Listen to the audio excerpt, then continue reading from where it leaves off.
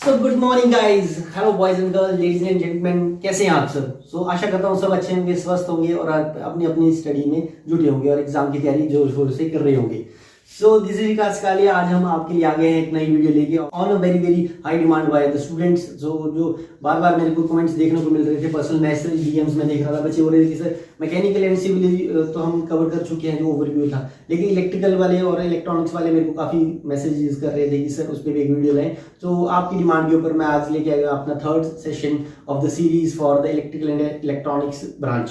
तो अब क्या है कि आपने क्या करना है कि जो मैं टॉपिक आपके साथ डिस्कस करता हूं, आपने क्या करना है कि उसके ऊपर सबसे पहले जो उसके अराउंड उस टॉपिक्स की जो इंपॉर्टेंट क्वेश्चन है वो सारे लगा के जाने हैं और बिल्कुल भी एक्स्ट्रा नहीं पढ़ना है। जो लिमिटेड है, क्योंकि टाइम भी लिमिटेड है, तो आपने एक्स्ट्रा ना करते हो, बिल्कुल लिमिटेड जो मोस्ट इंपॉर्टेंट क्वेश्चन है और टॉपिक्स में आपको अभी बता देना, कुछ क्वेश्चन भी डिस्कस करेंगे, उसमें यहाँ पे आपने क्या करना है, अपनी तैयारी करनी है। और ये क्वेश्चन और आपको जैसे कि पता होगा कि मैं एक खुद इलेक्ट्रिकल इंजीनियरिंग बैकग्राउंड से हूँ, तो मेरे को मैकेनिकल और सिविल की इतनी नॉलेज कैसे है, इतनी नॉलेज तो नहीं है, लेकिन फिर भी मैं आपको लास्ट वीडियो में जैसे कि बता रहा था कि ये इंपॉर्टेंट है, ये इंपॉर्टेंट है, ये सब कैसे आता है जब आप क्या करते हैं, पढ़ाई की तरफ अग्रसर होते हैं। लास्ट टाइम जब मैं भी तैयारी कर रहा था मेरे को भी आइडिया नहीं था, तो मैंने किया कि पहले सिविल, मैकेनिकल और इलेक्ट्रिकल के मेरे को पता कोर ब्रांचेज है, तो जो मेन टॉपिक्स थे, मेन सब्जेक्ट्स थे, main important most important question आते थे, वो मैं पूरा गो थ्रू हो गया। तो आपने देखा होगा मेरे को अभी बेसिक नॉलेज थोड़ी बहुत है, ज्यादा नहीं मैं बोलूंगा, लेकिन बेसिक नॉलेज मेरे को सिविल इंजीनियरिंग की है। बेसिक जो आप देखो मैं लास्ट वीडियो में आपको मैकेनिकल के लिए, तो मेरे को मैकेनिकल का भी कुछ थोड़ा बहुत है कि ये इंपॉर्टेंट है, ये नहीं है। और इलेक्ट्रिकल का तो मैं स्टूडेंट हुई, I am not a teacher, मैं खुद को टीचर नहीं बोलूंगा, मैं हमेशा स्टूडेंट ही रहूंगा, क्योंकि टीचर बोलना एक बहुत बड़ी बात हो जाती है, उसका बिल तो चलो हम नहीं खुद को समझते। लेकिन चलो नेक्स्ट वीडियो में हम कुछ और भी लेके आएंगे, लेकिन आज की वीडियो की बात करें तो हम आपके लिए लेके आए हैं इलेक्ट्रिकल एंड इलेक्ट्रॉनिक्स के most important questions for the paper of industry officer PNB 2025। So guys, आपको जैसे कि पता है कि अभी हाल ही 2 दिन पहले रिजल्ट आया आईपीएस पीओ, आईपीएस क्लर्क और आईपीएस एसओ। तो एक बच्चा था जो कि आईपीएस एसओ की इंटरव्यू के बाद फाइनली मेरिट आउट हो गया, उसका मेरे को पर्सनल मैसेज आया था, उसने मेरे को बोला कि sir I am very depress after not selecting into the officer कार्डर ऑफ आईपीएस एसओ। तो वो बच्चा बोल रहा था कि सर मेरा इस बार कहीं सिलेक्शन नहीं हुआ और मैं इंटरव्यू तक पहुंचा था, और प्लीज मेरे को थोड़ा सा गाइड करें। और उसने मेरी बाकी वीडियो भी देखी, तो वैसे और भी बच्चे होंगे जो कि रह गए होंगे, अगर वो मेरी वीडियो को देख रहे हैं, अगर आप पहली बार मेरे साथ जुड़ रहे हैं, तो एक पॉजिटिव और आप मेरे साथ क्रिएट करिए, आप बच्चों का ही होगा। You are the future of India, you are the future banker. आपके ऊपर ही अब कुछ सालों बाद आपने बैंकिंग को संभालना है, ठीक है।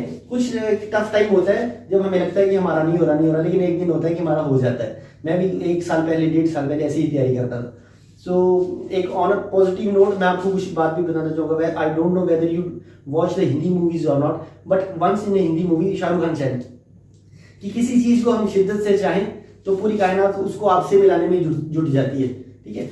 So it means the world conspire to fulfil your dreams if your intentions are good, subject to your intentions. अगर आपके इंटेंशंस अच्छे हैं तो आपकी जो भी ड्रीम्स है वो फुलफिल होने ही होने हैं। आपने क्या करना है, सिर्फ उनके ऊपर काम करना है और पॉजिटिव होके जो भी आपकी प्रिपरेशन है, जिस भी काम में आप लगे हैं, वो स्टडी भी हो सकती है, बिजनेस भी होता है, कुछ भी हो सकता है, लेकिन करंटली आप इस वीडियो में आए, इट मीन्स कि आप स्टडी के ऊपर अग्रसर है, तो स्टडी को बहुत अच्छे से करिए। सो ज्यादा ना बात करते हुए चलिए वीडियो को यहीं से स्टार्ट करते हैं। तो कुछ क्वेश्चंस मैं आपके लिए लाया हूँ, most important questions. Last time मैंने जब पेपर दिया था इंडस्ट्री ऑफिसर का, तो जो मेरे जहन में अभी तक कुछ सवाल हैं, तो फर्स्ट सवाल था, तो इससे मिलते जुलते सवाल थे, एग्जैक्ट डाटा तो ये नहीं था, क्योंकि पेपर को क्या है कि मोर देन 40 to 50 मंथ्स हो चुके हैं, तो एग्जैक्ट डाटा आपके लिए लाना थोड़ा सा कठिन है, थोड़ा सा एक इम्पॉसिबल टास्क। आपको पता है ह्यूमन टेंडेंसी भी कोई चीज होती है, human capacity to remember something for such a long time. तो मैं आपको क्या है कि मोस्ट इंपॉर्टेंट टॉपिक्स बताने जा रहा हूँ। आपने क्या करना है कि जो भी इंपॉर्टेंट क्वेश्चन है उनको कवर करने की कोशिश करनी है before the examination.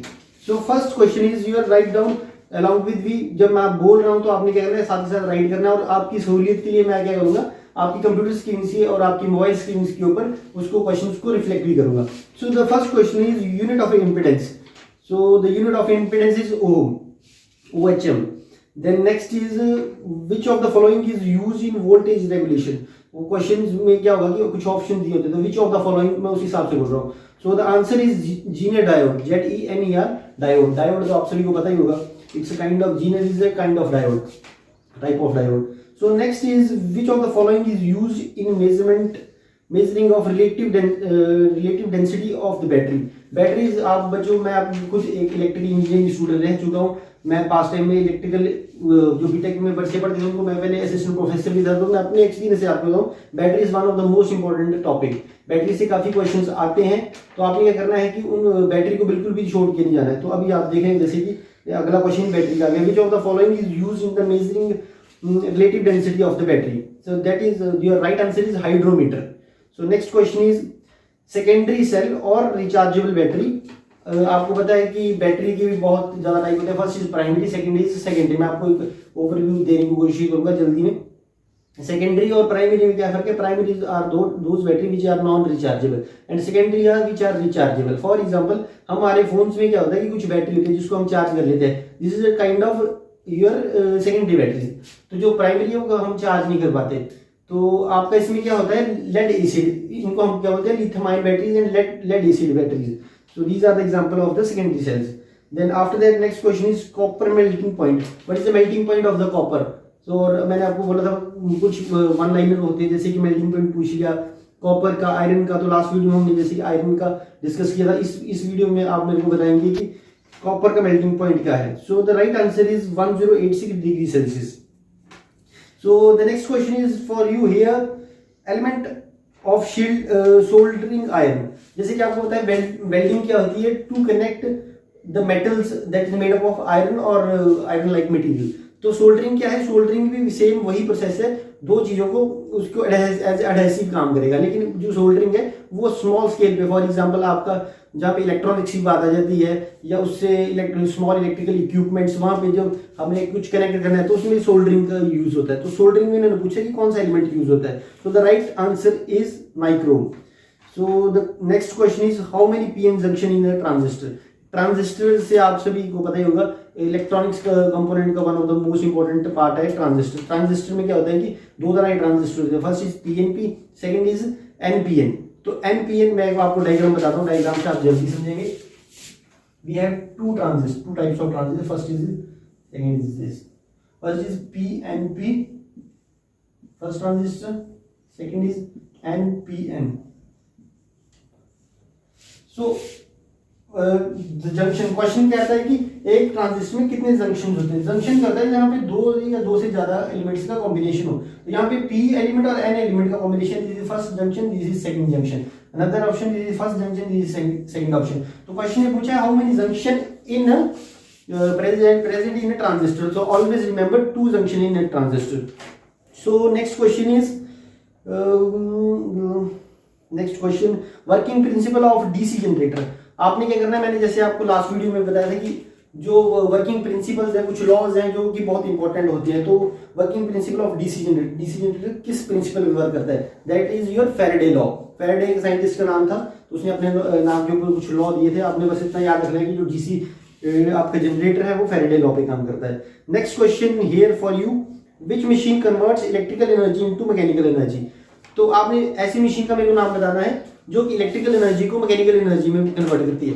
That is nothing your motor. Motor को क्या करते हैं, हम इलेक्ट्रिकल सप्लाई देते हैं तो वो घूमना स्टार्ट कर देती है। जब घूमना स्टार्ट करती है उस प्रेशर को क्रिएट करके, फॉर एग्जांपल मैं आपको एग्जांपल देने जा रहा हूँ। हम अपने घरों में एक इलेक्ट्रिकल का पंप यूज करते हैं, दैट इज मोटर। मोटर का हम इलेक्ट्रिकल वहाँ सॉकेट लगाते हैं और वो ऊपर चौथी मंजिल तक पानी पहुंचा देती है। वैसे वो मैकेनिकल एनर्जी प्रोड्यूस करती है। तो this is a simple example, electrical to mechanical. अब क्वेश्चन ऐसा भी आ सकता है, which device converts the mechanical energy into electrical, that is nothing but generator. Generator में क्या होता है, आपने देखा होगा कि हम पुली लगाते हैं, पुली लगा के उसको हम स्टार्टिंग में कुछ टॉर्क प्रोवाइड करके घुमाते हैं। जैसे घुमाना स्टार्ट करेंगे वो इलेक्ट्रिसिटी देना स्टार्ट कर देगा, that is mechanical to electrical, that is generator.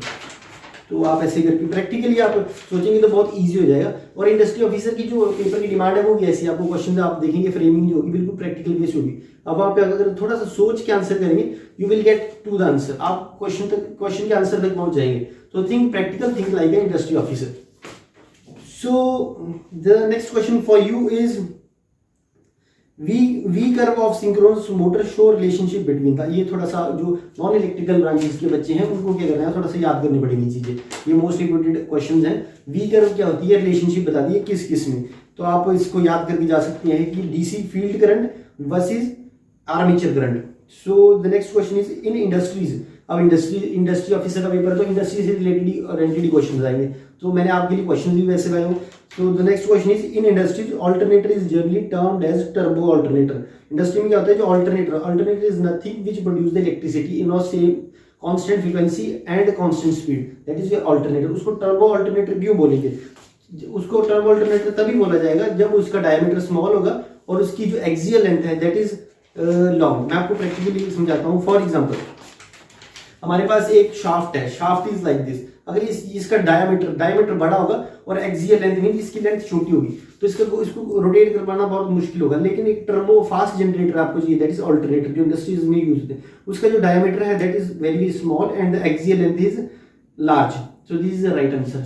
Small diameter and large axial length. So next question for you is कुछ प्रैक्टिकल क्वेश्चंस आने की भी एक्सपेक्टेशन हो सकती है कुछ। For example the resistance of the human body क्या होता है, हमारी कुछ रेजिस्टेंस होती है ना इलेक्ट्रिकल वैल्यूज में, ओम में अगर मेजर करें तो वो एक ड्राई ह्यूमन बॉडी कितनी हो सकती है, तो that is approximately 1000 ohms। For a weight body that is near about 100 ohms। तो जितनी गीली बॉडी होगी रेजिस्टेंस उतनी कम हो जाएगी, जितनी आपकी ड्राई बॉडी होगी रेजिस्टेंस उतनी ज्यादा रहेगी, approximately 1000 ohms। Graph of AC, अब क्या होता है, अल्टरनेटिव करंट होता है, एक होता है आपका alternative current, second is your DC. DC में क्या है कि देयर इज नो वेव, तो एक सिंगल लाइन से आप रिप्रेजेंट करेंगे। लेकिन यहाँ क्वेश्चन आएगा, क्वेश्चन इतना इजी नहीं है, क्वेश्चन आएगा but is a graph of your AC. AC is alternating current, तो in its name itself alternating means which are alternating its shape after particular interval of time, so it's nothing but a sine wave। so आप इसको याद रखिएगा, alternating current is a sine wave। so output voltage is greater than the input voltage। so the next question is on the topic that is transformer। आप सभी को पता है transformer एक बहुत ही इंपॉर्टेंट टॉपिक है इलेक्ट्रिकल इंजीनियरिंग का। तो ट्रांसफॉर्मर में क्या है, there are two types of transformer. Transformer का बेसिकली वर्क क्या है, वोल्टेज को स्टेप डाउन और स्टेप अप करना as per the consumer utilisation. तो अब इन्होंने पूछा है कि कस्टमर साइड पे अगर स्टेप अप वोल्टेज ज्यादा है, इट मीन स्टेप अप का मीन ज्यादा। तो क्वेश्चन में अगर ज्यादा voltage then your answer is step up. अब क्वेश्चन के अकॉर्डिंग वोल्टेज कम है कंज्यूमर एंड पे, then that is your step down. So next question is, so last but not the least for this video, if 4 ohm resistance connected in series the total resistance is, 4 resistance है, 4 resistance की हर एक की value 10 ओम है। तो अगर उसको हमने series में लगाया तो the resultant resistance is your in the case of series that is 40 ohms, because there is concept behind this. आपको क्या होगा कि जब रेजिस्टेंस जो आपका सीरीज में होगा, सीरीज में होने में क्या है कि उसको जब वो सीरीज में होगा तो उसको क्या है कि एडिशन कर दिया जाता है। अगर वो पैरेलल में होगा तो पैरेलल में क्या है कि उसका रेसिप्रोकल लिया जाता है 1/r + 1/r n number of times resistance, that is another concept. But आपको क्या होगा कि एक नॉर्मल सा क्वेश्चन आ सकता है रेजिस्टेंस की सीरीज कॉम्बिनेशन के ऊपर। अब बात करें कैपेसिटेंस के ऊपर, कैपेसिटेंस अगर इसका बिल्कुल उल्टा है, अगर कैपेसिटेंस सीरीज में है then we are taking the inverse of the capacitance, but अगर कैपेसिटेंस आपका पैरेलल में है तो हम उसको क्या करेंगे, उसको हम एडिशन करेंगे। So hope you like the video. So guys, so जैसे कि आपको पता है मैं लास्ट में एक आपके लिए क्वेश्चन रखता हूँ, तो homework for the video is, आपने मुझे बताना है कि what is the full form of SCR. SCR की क्या फुल फॉर्म है इन इलेक्ट्रिकल इंजीनियरिंग, बहुत ही कॉमन सेमीकंडक्टर है, कॉमनली यूज्ड सेमीकंडक्टर है, तो आपने मेरे को एससीआर की फुल फॉर्म बतानी है। So hope you like the video guys. So आप मेरे को नेक्स्ट बताइए, अब नेक्स्ट वीडियो में किसके ऊपर लेके आऊँ, जो हाईली डिमांडिंग कमेंट्स रहेंगे मैं नेक्स्ट वीडियो से बनाने के ऊपर सोचूंगा। सो गाइज, सो ज़्यादा ना मैं लंबा खींचते हुए यही वीडियो को पूर्ण विराम लगाते हैं। So hope you like the video, this is Vikas Kalia signing off, take care.